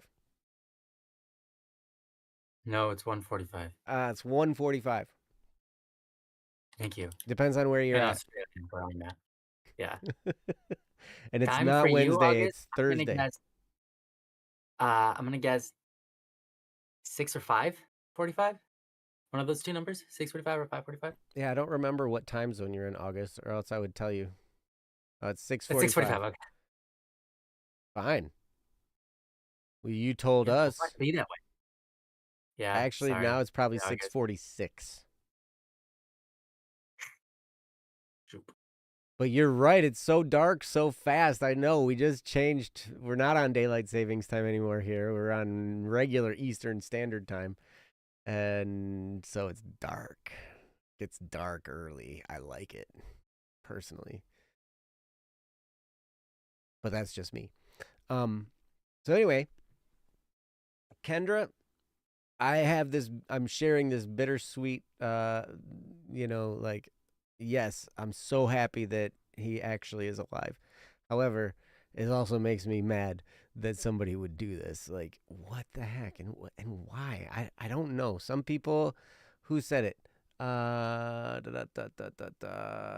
Itsunagi said some people have dark souls. It's true, but I think we all have light and darkness in us. It's just the ones, whatever side we give light to, whatever side we give energy to and focus to, that will grow. And so if we can grow the dark side of us or we can grow the light side of us. Sometimes it's hard. We don't necessarily make that choice consciously. We make it subconsciously out of habit sometimes, right? But the more we can feed the light within us, the less we will make cruel, dark decisions like this. So I'm going to turn this over to Ryan and let him expound on this some. So, Ryan, have at it, buddy. Yeah. I mean, I don't know. It's not that I think we should attempt too much to sympathize with the person that did this horrible thing. Mm-hmm. I think for some people, maybe it's something like a power trip, and there's a joy in being for them. I wouldn't even say joy. There's pleasure. There's not really joyful. It's pleasure. Mm-hmm. There's a pleasure in messing with other people's lives. Yes. It's a power trip. It's an ego trip because they've shown that they have some amount of ability to manipulate the lives of others and the emotions of others and play tricks on them and hurt them. And sometimes people aren't aware of the pain that they're causing. They just are doing stuff because it's like, this is a funny idea. What if I did this? Right. And they don't realize the toll that it causes for so many. Um, Sometimes we do things just because we think, it's like a power trip again. You can get away with it Mm-hmm. and you do it and you get away with it. And, you know, um, you don't think about the other people that you're harming. And that's really unfortunate. I think most people, when they do things like this, they're not thinking about others, right? Mm-hmm. And if they are thinking about others, I would say that's even worse because then they're consciously recognizing their own evil and granting it its wishes, right? And they're recognizing that yes, I'm hurting other people, and they're happy to do so. I think that's very wrong. That's very awful. Mm-hmm. But generally speaking, um, yeah, I think a lot of people don't recognize the toll that evil has on others, and they just do it because of their own selfish, like ego trip, power trip, whatever. And so I think the best thing you can do, Kendra, and you've probably already done this, not just to forgive them, but to pray for them. Um, there are many saints who have been wronged, and the person who has wronged them has either been sentenced to like jail or even death, or nothing, just been put scot free. Um, but many saints who have prayed for those who have hurt them and seen that person's conversion, even when they weren't there Mm. to be the one to convert them. Mm-hmm. Um, and I don't just mean conversion to like Catholicism, but I mean conversion of their soul and their heart to be doing good in being on a different side than where they were at. Yeah. And so I would say, and it's good. It's a good thing to do. So I think you said you've forgiven them, and that's lovely. And I think that that's important. But I think it also is to love them as your enemy. As in love them and desire their good, desire that they themselves desire more holy things, better things for themselves. Um, and that would be my only recommendation on top of what you've already done. But other than that, this is it's a unfortunately common sort of scenario, and it's rotten, and it is what it is. But we're happy that Birdie's okay and they're alive.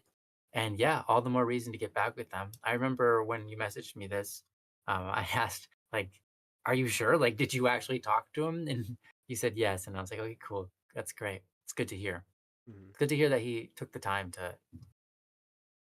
to even though he didn't do anything wrong, he took the time to kind of correct things and make sure everybody knew, and gave them a moment of his time to to confirm that he is alive.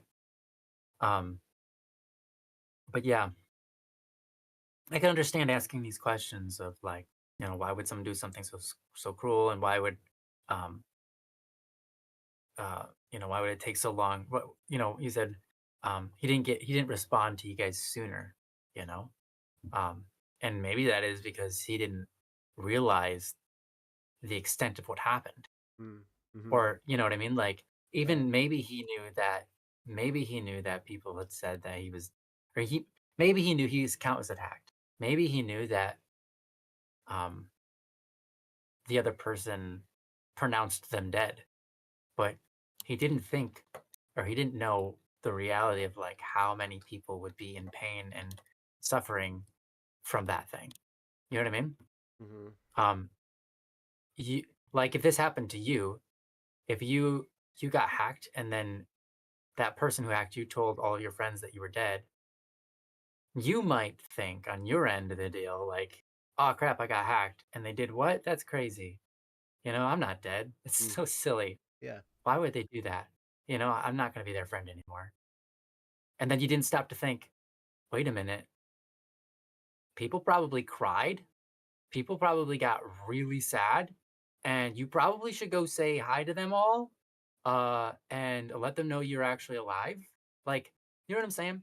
I think I think from his perspective, I'm not saying he thinks he's not valuable, but I think from his perspective, he's not realizing, he probably didn't realize um, the intensity that other people would feel that. Because on his side, it's like, oh, that's just an awful joke, man. That's not really that funny, you know? But then there's way more is like, other people got hurt. And yeah. So I guess what I'm trying to say is like, I don't think he could have known. I don't think he could, like, could he have responded sooner? Yeah, but I don't think he could have known how you guys took it. I don't think he would have thought about how miserable you guys would have been, you know?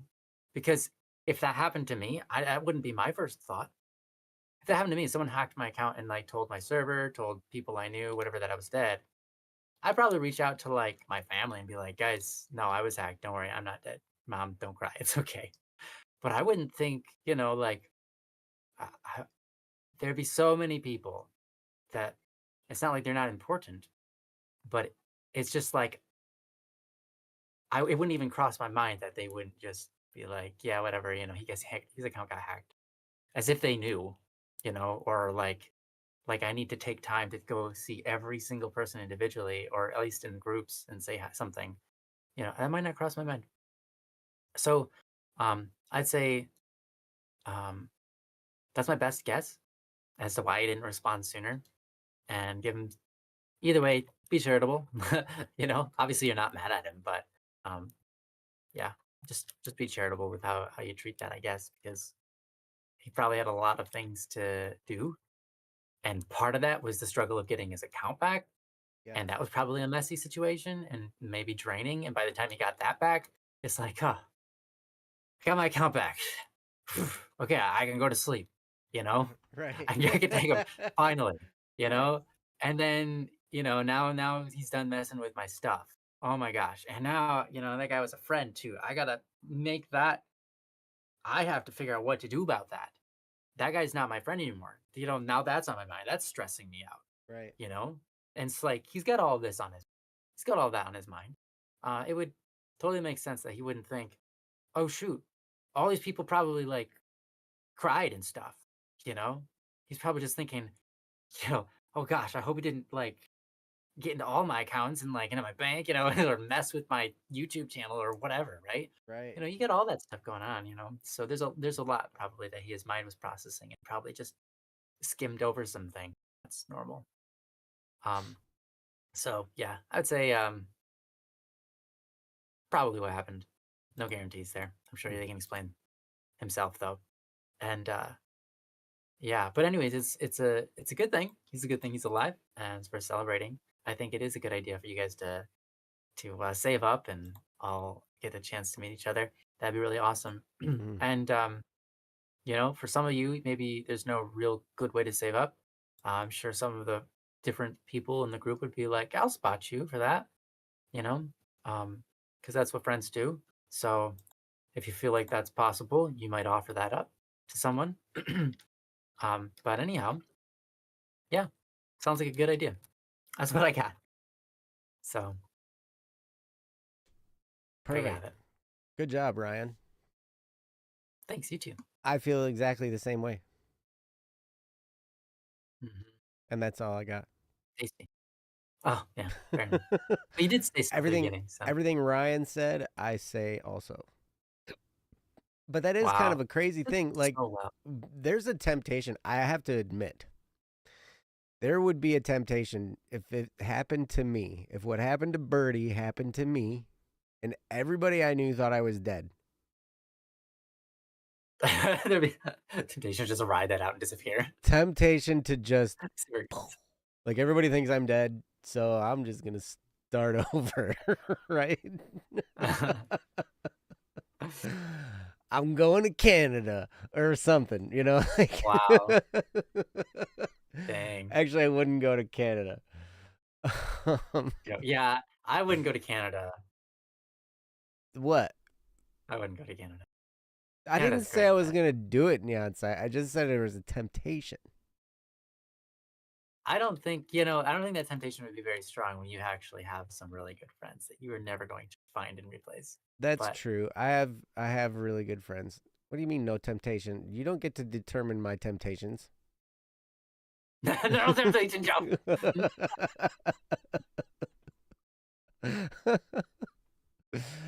um, Oh, yeah, but like I thought um no, mainly honestly, like what Ryan was saying, because I have a really close inner circle of friends. And we're involved at all kinds of levels together, professionally, personally, all that, right? And so like actually I was talking to Twashu. We were in a mhm. VC and she was like, if you died, you know how much stuff would have to get like accounted for and figured out and all this kind of like I'm just sitting there like all these Oh accounts, God. all this stuff, like there's so many things Don't even talk about it. that I'm responsible for. That it's like, Yeah.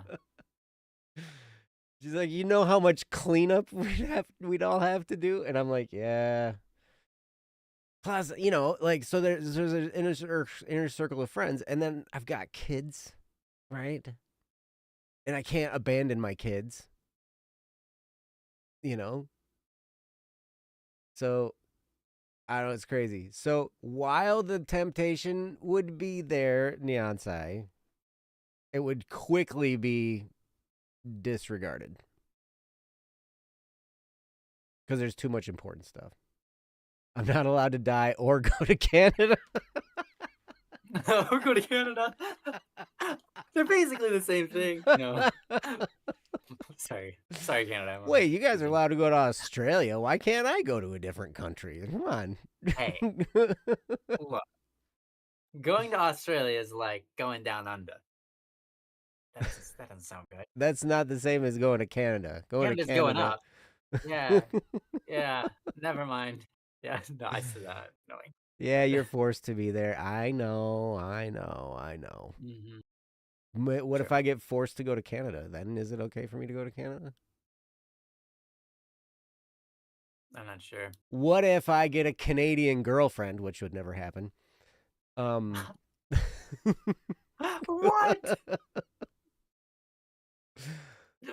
Yeah. And I here's the marry thing. this Canadian. You'd be allowed to visit under really strict conditions. Dude, it's Canada.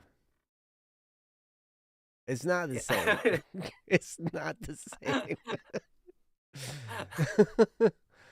Okay, maybe. Visit digitally.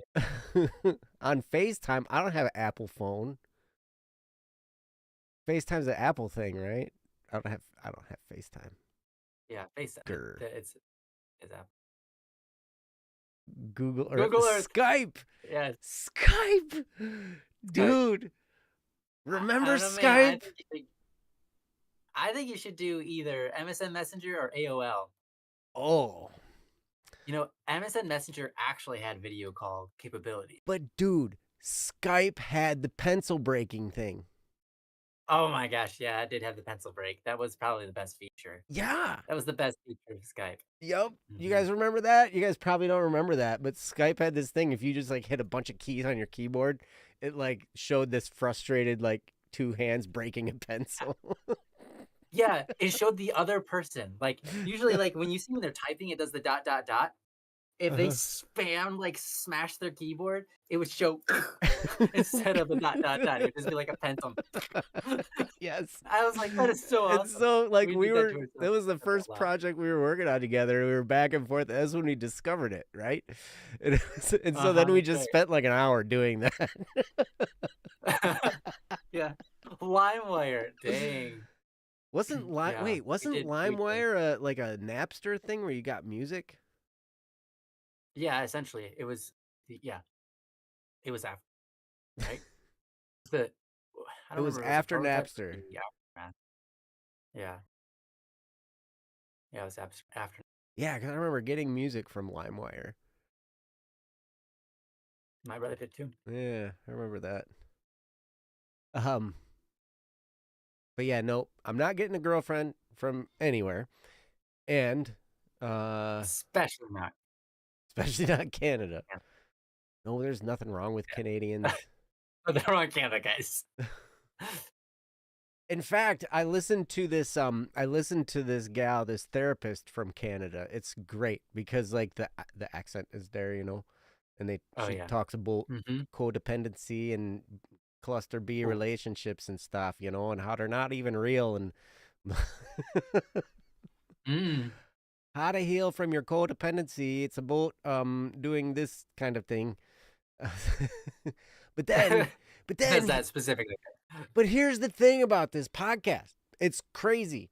And it makes me so mad because I pay for YouTube. I pay for Spotify. I pay for a lot of these services because I don't want to listen to ads. I hate ads. Ads to me are the devil. I hate ads. I hate them. And this gal puts like ads in the podcast. Oh. And it could be like she's in the middle of a sentence, in the middle of a word. And all of a sudden I'm hearing about Fuddruckers or something. I really wish they didn't go with that name, but yeah. Fuddruckers? Yeah. Did you ever eat at a Every time I Fuddruckers? hear it, I'm like, sorry? Did you just swear? Did you ever Oh, eat no, at a you didn't. Okay, it Fuddruckers? was close. I don't think I've ever eaten at that. I almost ate at a Fuddruckers once. Okay. Is that like a It's a burger place, trucker's burger and place fries. or no? Okay. I've never been. It's like it's like a better McDonald's or Burger King or something, Okay. Fuddruckers, right? Sure. But like higher quality food or whatever, right? We Yeah, walked in, That's- we walked into a Fuddruckers one time. We walked right back out because they had freedom fries on the menu. Oh yeah, I remember when that was a big ridiculous thing. I can't even remember what the scandal was about. Whatever. It was because there was something going on with the Gulf War and the French were, and like French. our government got mad at the French, and so they were like, yeah, now all French fries. They did it. They passed a vote. Our government had a vote. Yeah. And they made all in their cafeteria and government buildings, they changed French fries to freedom fries because they were mad at France. And French fries aren't even from France, and they don't have anything to do with France. We just called them French fries, regardless. Right. And at the time, I was working. So, I was working at a music store at the time, and I was working in the band and orchestra department. I'm like, well, I guess we gotta sell freedom horns instead of French horns. yeah, freedom horns. That's actually pretty great. That's funny. Not a French horn; it's a freedom horn. Yeah. You act together. That's funny. Belgian fries. Oh, learned that in class today. Fun. Ooh. I mean, to be honest, I don't care what kind of fries they are. I like cut up potatoes deep fried in oil. I like them. Some are better than others. I like them when they're beer battered. Great. Ooh. You ever had is good. beer battered French fries? Yeah, they're good. They're good. Super good. They're actually good. Mm-hmm. They're better than I thought they would be. They're actually. Some fries. They're gross, but yeah. In America, you don't run into those too many. Well, it's weird. We have this membership at a health club, like an athletic club, right? My kids and I, and they have like this in the summertime out by the pool area, because they've got this pool, this recreational pool thing, and everybody can go and you can just hang out in the pool and whatever. And they've got this like, food thing where you can go get burgers and fries and nachos and whatever and get stuff, right? This is a health club, and they have fries that they put sugar on. Not just salt, but like they're sweet. So there's like sugar on them. I'm like, guys, that's disgusting.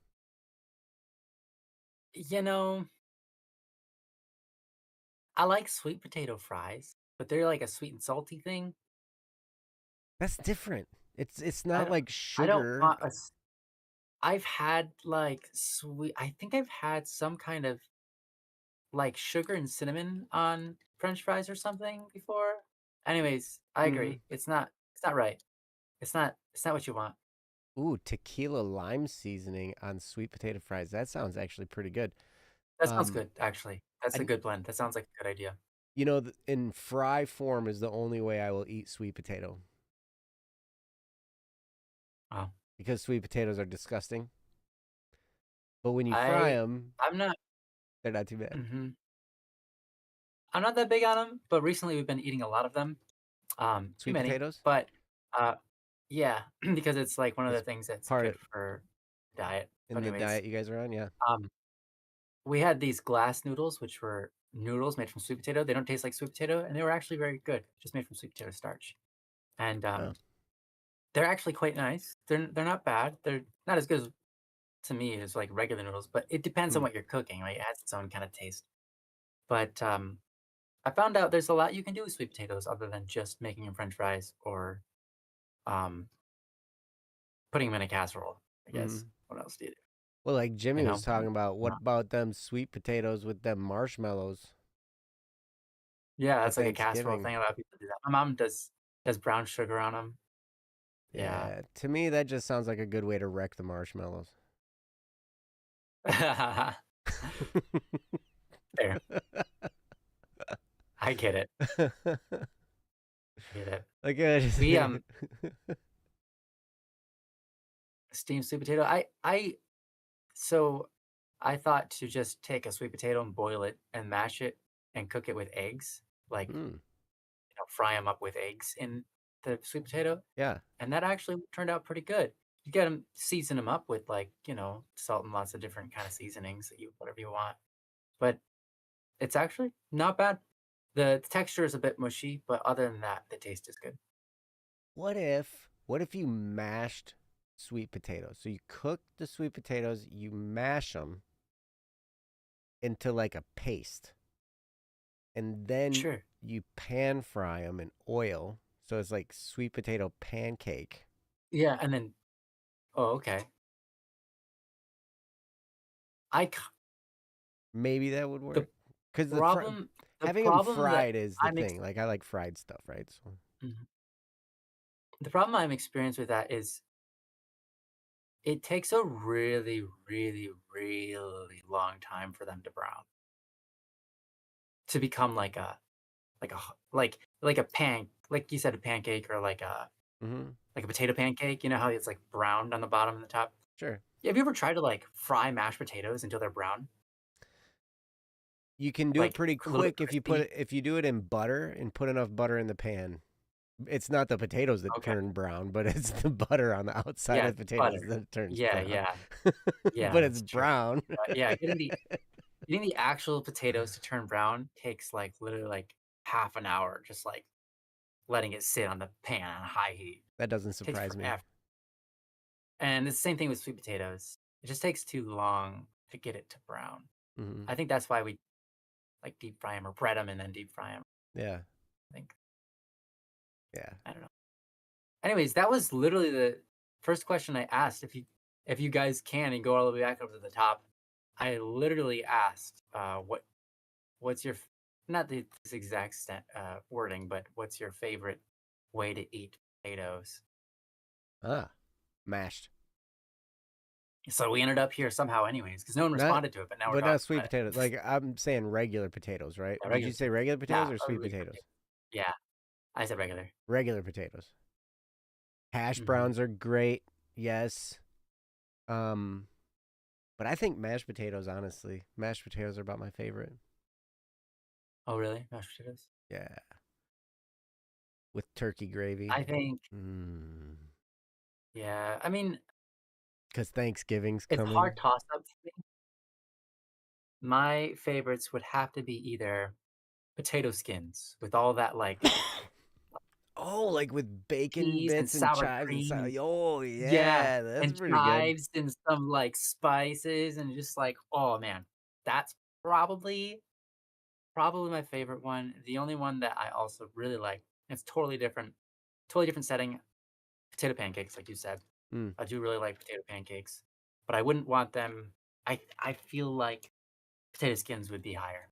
I mm, do think that's it's really like potato skins when they're done really well. mm. Of course, I'm a sucker for sour cream, so yeah, Ah, yeah. and cheese and all that. All that stuff. Stuff. Yeah, and chives on TGI anything. Friday skins. Yes, that's exactly right, Jimmy. Mm-hmm. They made them Yeah, real good there. yeah. Yeah, they did make So them good. really good. hmm Um, man. We don't have TGI Fridays around here anymore. Sad. Yeah, the best is just whatever's the best tasting, obviously. Right. Oh, the Whatever potato tastes best, that's what I smileys. want. Those are pretty good. What are potato smileys? They're like August mashed is potato on- snacks. But they're like smiley face, and they're actually made of mashed potatoes. So they're like really soft and really Oh, good. Yeah, yeah, there you go. interesting. Mashed potatoes fried in the shape of smiles. Yes, That's fun. That's yes. fun. How do they? So you get.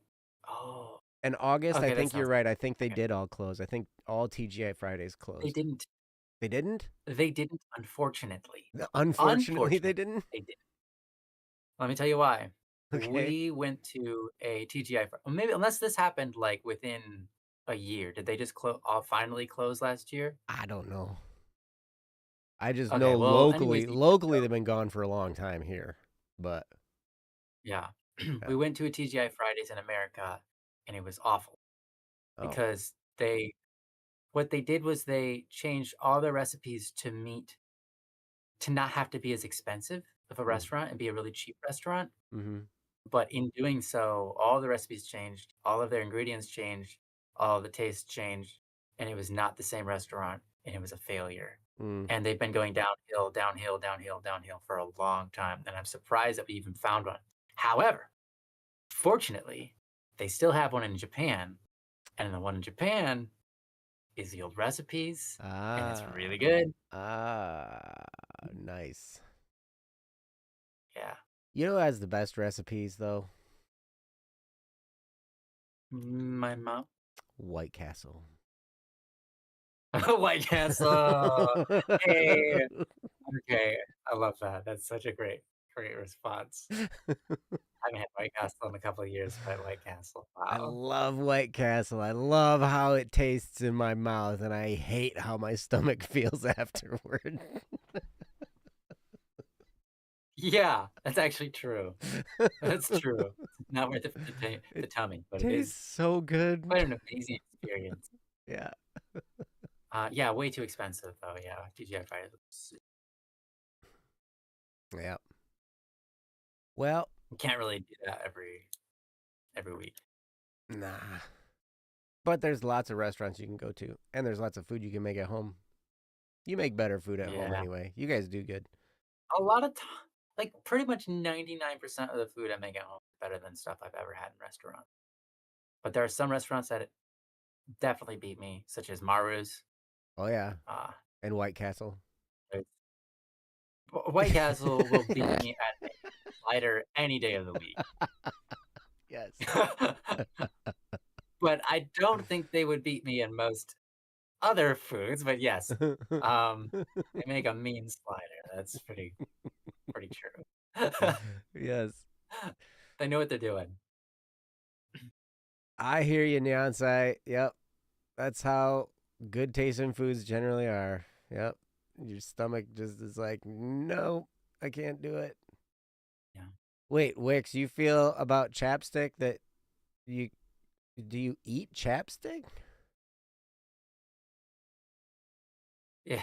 A delicious chapstick is just not good for your tummy.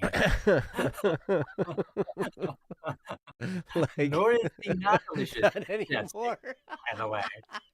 Not anymore. I love you, Wix. You're awesome. Oh my, awesome. Well, guys, all right, I think it is about time to get going for this episode. Thank you guys for being here. I will not be here next week. Ryan, are you gonna be here next week? I should be here next week. Okay. We will have Ryan and a substitute. Yes. If anyone wants to step up, please message me on Discord. Otherwise, I will be reaching out to Myanglios and hope he's there. And if not Myanglios, somebody else. We'll find out. Yeah. My wife might do it. But That would be we'll fun. figure it out. Yeah, figure it out. Figure it out without me. Mm-hmm. I'll do it if no one else wants to. Thank you, Myanglios. I love you. I'm so Perfect. happy. Yes. You said if nobody else wants to. So if you were like, oh man, I want to do it, Myanglios has opened that spot up. Yeah. Awesome. Thank you, Myanglios. You're amazing. And Jeff, yes, you're right. Cook from home, enjoy. It's better that way. And it's more Yeah. fun. Cooking is fun. Yeah. It can be fun. It can be fun. Yes. Just make sure Mhm. to make a mess so you can have something to clean up.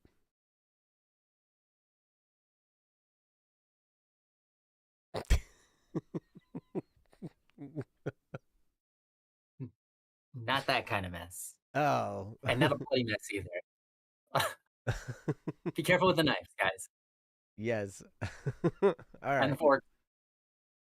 Yeah, don't hurt All right. yourself. Yeah.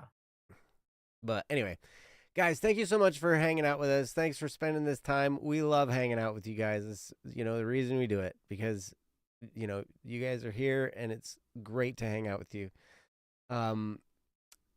But yeah, so I won't be here next week, but Ryan will with a substitute, and that'll be great. So, but I will be back in 2 weeks. It's just next week. My son has a basketball game. It's the only Wednesday basketball game this season. So I'm happy that it'll be the only one that I missed Don't Worry Wednesday for. Great. But, yeah, but anyway, guys, have a great week, and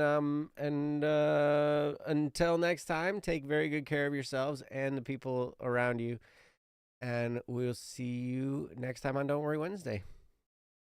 So we love you guys. Love you. Thanks so much for being here, guys. Love you. Bye. Peace. Bye bye.